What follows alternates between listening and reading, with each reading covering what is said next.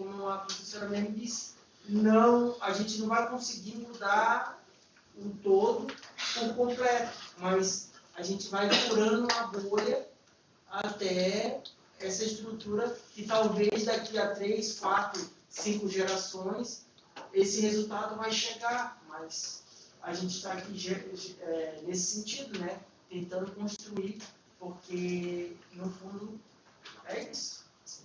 Posso só rapidamente falar do coração aqui uma coisa?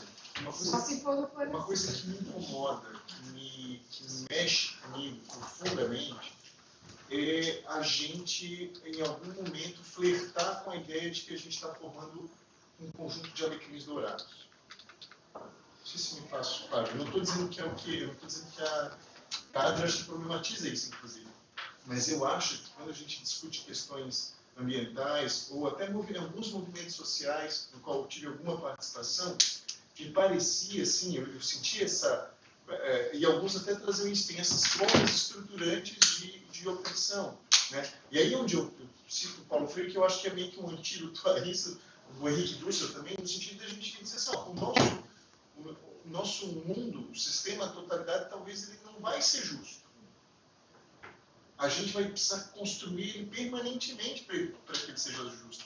Porque para ele ser justo precisaria de uma inteligência infinita, hoje, porque a gente vai descobrindo novas camadas de injustiça a cada dia, a cada momento. E se a gente não tiver aberto, daí, acho que a Ada foi por esse caminho, para isso, ferrou, porque a gente está se formando para gerar tipo, a ideia de que a gente agora, agora eu sou alecrino dourado, agora eu faço isso, eu sou moralmente superior, entende? Isso é uma coisa que, como educador, como alguém que trabalha com educação, assim, é algo que não vou dizer que me incomoda, mas que me gera um certo, assim, como é que a gente forma para uma vigilância, não sei se vigilância é um bom termo, para uma permanente de que a gente está, de fato, em construção, né? Porque eu acho que quando você perguntou assim, quem aqui está pronto? A sociedade quer estar para a gente, até conseguir uma vaga de emprego para poder botar comida amanhã no nosso prato, não sei se das pessoas aqui, mas de muitas pessoas, vai dizer, tô. A gente é levado a performar. E a performar tem relações que são mais superficiais do que relações mais profundas, né?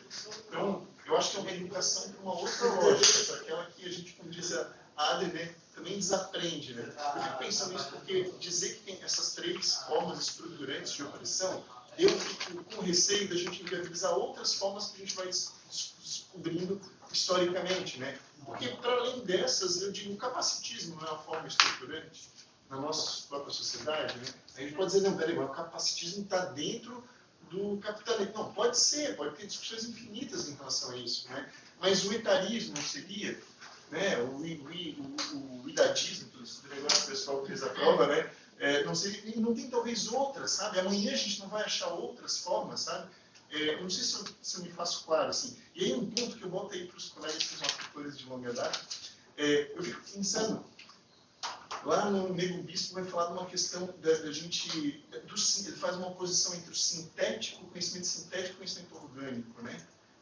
Aquilo tem mexido comigo tanto, várias coisas do Nego Bispo têm mexido muito comigo. E uma delas é o quanto que a gente, essa busca que a gente tem por tornar sintético, por sistematizar, e ao mesmo tempo, olha que loucura que é talvez o viver, né? O sentir pensar, né? E aí eu fico pensando, a gente na permacultura, os 2 pais da permacultura não tem um papel muito grande em sistematizar, e isso é feito tem um papel na disseminação, né? E ao mesmo tempo a gente está reconhecendo hoje que talvez, espera aí, tem várias lógicas que são muito permaculturais, mas sabe que tem essa necessidade da gente chamar que são permaculturais? Eu estou botando uma questão talvez de fundo aqui, sabe? Se não é um neocolonialismo a gente querer chamar os agricultores de roça, quem tem roça, de permacultores. Né? Bom, deixei a brava no ar. Vocês. Eu acho assim, ó, que uma proposta de estrutura invisível, ela tem que, no mínimo, causar muitos incômodos. Né? A gente trazer esse tema. Nas aulas, sempre que eu acessei de estruturas invisíveis, ela provoca isso. Diferentes níveis de incômodos, seja para a gente concordar, seja para a gente discordar, seja para a gente, sei lá, depois passar um tempo e refletir. essa dimensão que tu constantemente colocas, né, Lisandro, dos alecrins dourados, eu fico até pensando o que isso, na verdade, significa, mas, assim, ninguém, eu acho que, nem a permacultura não quer isso, né, porque a ideia dos alecrins dourados seria o quê? Criar um ser humano perfeito? Né? Porque isso até seria, a ideia do ser humano perfeito, ela vai partir de uma normatização. Ela vai estabelecer uma regra, e eu acho que isso tira a potencialidade da diversidade. Né? E aí eu acho que a grande questão que talvez siga para a gente, nesse processo de aprender, desaprender e aprender de novo, enfim, é a gente estar diante de uma estrutura que se colocou numa ordem hierárquica de olhar para as outras a partir desse olhar. Né? De uma hierarquia total. Nós somos a régua, tudo que está abaixo, né, ou do lado, enfim, está fora dessa regra. Tanto que a gente coloca essa questão para pensar assim, ó, que é isso que o colonialismo estrutura. E quando a gente coloca esse tripé, Elisandro, de pensar, né, e aí eu estou reproduzindo vários outros pensadores, né, desde Catherine Roche, Escobar, Arthur, enfim, tantos outros, porque todas essas questões que tu falaste, seja o capacitismo, seja o etarismo, seja o machismo, elas estão estruturadas nessas maiores. E são fragmentações de um todo. E eu acho que a nossa mente, assim, de um ponto de vista mais acadêmico, inclusive, é a gente sempre lidar com esse desafio do todo e do fragmento. Que talvez o pensamento pós-moderno, né, que é o nome quadro, não só pensamento, mas os pós-modernos são muito criticados, inclusive, pela e sair da visão toda. Eu acho que a gente vive esse dilema. Eu acho que a contradição aposta na nossa sociedade, na nossa estrutura. Nós não podemos sair do lugar. Porque eu nunca vi uma pessoa indígena, em qualquer lugar, diferente de etnia, dizer que aquele modo de vida dela é o mais correto e que tem que ser seguido pela humanidade. Eu nunca vi. Quando você vai aprender, olha que eu já tive várias experiências quando a gente morou no Amazonas, de diferentes comunidades, mais intimamente em comunidades aqui em Santa Catarina, sejam Lacanão, sejam Chocrente, sejam os Guarani, de você estar no espaço deles e eles dizem assim, não, professor, esse aqui é o correto. Agora a gente tem a ideia de que o mundo inteiro vive Guarani. Eu nunca vi. Agora, isso parte muito de nós. É essa constante reflexão que a gente precisa fazer, né?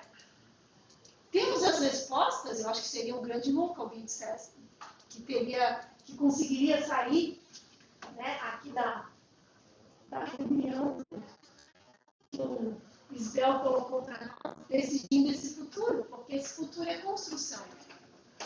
Né? E eu acho que todos que se dispõem a estar em espaços como esse, de algum modo estão dispostos a essa construção, seja em diferentes forças, com diferentes momentos. E aí, para fechar, né, a aula, uma formação continuada, nós estávamos trabalhando com professoras da educação básica, da educação infantil, sobre diferentes cosmovisões indígenas, então é a partir de histórias de criação do mundo.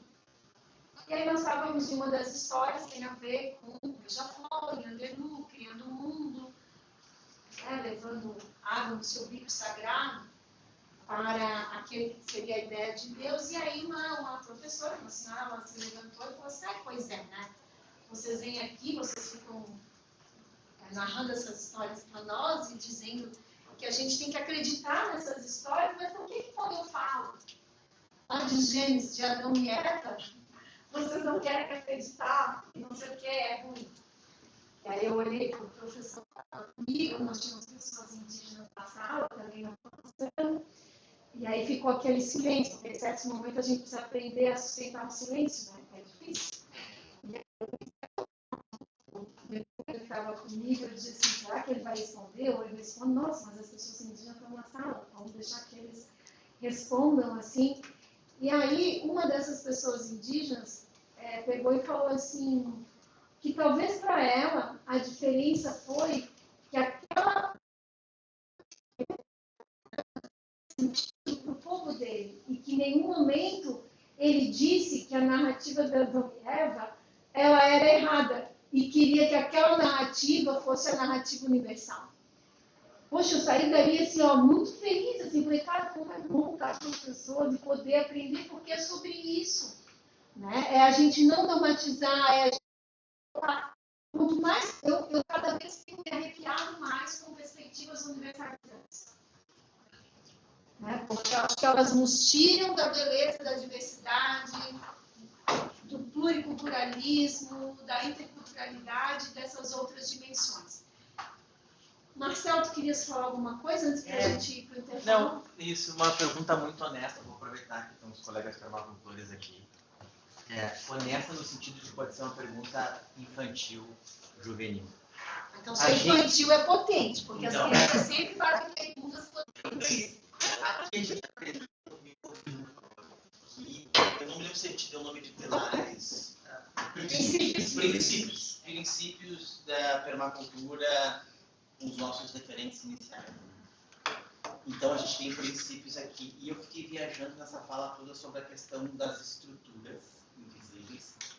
Se a permacultura tem uma definição de estruturas invisíveis a priori, por esses autores ou pelo desenvolvimento do conhecimento na permacultura. Então, a minha pergunta é se existe isso, ou se estruturas invisíveis é um conceito que organiza e é totalmente contexto dependente. Não sei se a minha questão fica clara. Por que eu estou perguntando isso? Porque a gente começou definindo estrutura, e a minha parte antropóloga é a definição de cultura, que é essa ideia de um conjunto de regras que não são visíveis necessariamente, que são invisíveis e que vão determinar a diferença entre as culturas. Então, cultura, subcultura, regras partilhadas, aquilo que não é dito, mas pode ser expressado corporalmente, na roupa, etc., na música, na comida, etc. Existe como existe aqui os princípios, estruturas invisíveis definidas na permacultura, ou não, ou se é um conceito mais organizador, eu diria, topológico, que organiza. Essa é a pergunta. Porque na nossa conversa aqui de tarde, eu fiquei pensando quais estruturas invisíveis, independente dessa ser uma categoria mais ampla ou uma subcategoria, a gente foi tematizando aqui.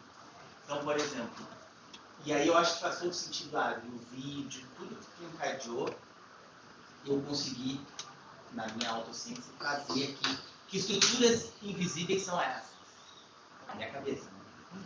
Primeiro, o tempo, a relação com o tempo. Que eu fiquei muito tocado com o vídeo e tal, que aparece no filme.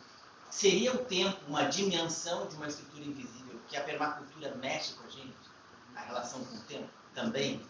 Por que eu digo isso? Por exemplo, a gente esteve lá no Arthur, semana passada. E o Arthur falou por vários momentos, eu já tinha ido lá, mas essa relação, e eu me lembro do que era a propriedade há muito tempo atrás. E ela está bem diferente. E aí teve acertos e erros. E a gente falou sobre o tempo. O aprendizado a partir do tempo, o tempo da natureza, o que deu certo no tempo. Trabalho. Trabalho faz parte de uma estrutura invisível, como uma categoria mais ampla. Eu posso pensar estruturas invisíveis a partir da relação nossa com o trabalho com a terra, etc. O trabalho seria uma dimensão dessa? A outra que a gente falou aqui é natureza do ponto de vista material, da nossa relação com a natureza, o vídeo traz isso também, com o alimento, com a terra. A outra, o trabalho coletivo. Ou o coletivo seria uma dimensão de uma estrutura invisível. Modos de se relacionar e se organizar coletivamente. E a outra que eu fiquei pensando, que a gente tocou mais no final, que é estrutura de opressão ou dominação em várias dimensões.